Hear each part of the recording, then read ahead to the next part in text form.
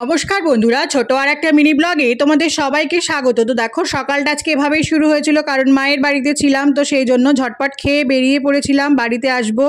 কারণ কালকে বাড়িতে গিয়েছিলাম মায়ের বাড়ি, তো বাড়িতে আসবো আজকে সকালে, ওই জন্য দেখো ঝটপট বেরিয়েও পড়েছি। প্রচণ্ড রোদ্দুর ছিল, ভীষণ গরম লাগছিল, তাও বেরিয়ে পড়েছিলাম। তো দেখো, তোমরা যারা বাইরে বেরো তারা অবশ্যই জল আর ছাতা নিয়ে বেরোবে, কারণ প্রচণ্ড গরম পড়েছে।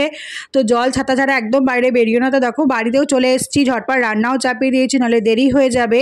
তো দেখো, আজকে রান্নাটাও আমি করে নিয়েছি ঝটপট। তো দেখো, রান্না করেছিলাম আজকে সাদা ভাত, আর করেছিলাম আলু ভাজা, বেগুন ভাজা, মুগ ডাল, আর করেছিলাম ছানার কোপ্তা, আলু তরকারি, আর কাঁঠাল ছিল সেটাই দিয়ে দিয়েছিলাম, একটু পাঁপড়ও ভেজেছিলাম ডাল দিয়ে খাওয়ার জন্য।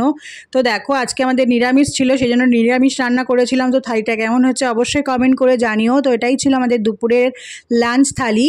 তবে দেখো, একটু খাওয়ার পরে রেস্ট করে নেব। রেস্ট করার পরে দেখো, সন্ধ্যাবেলা একটুখানি চা খেয়ে নিলাম, কারণ চা না খেলে ভালো লাগে না। তারপর দেখো, ছেলেকে একটু পড়াতে বসেছি, কারণ স্কুলের হোমওয়ার্ক আছে প্রচুর, তো সেটাই ও করছে। তারপরে আঁকাও আছে, কারণ কালকে ও আঁকা করেনি, তো আঁকাটা আজকে করতেই হবে।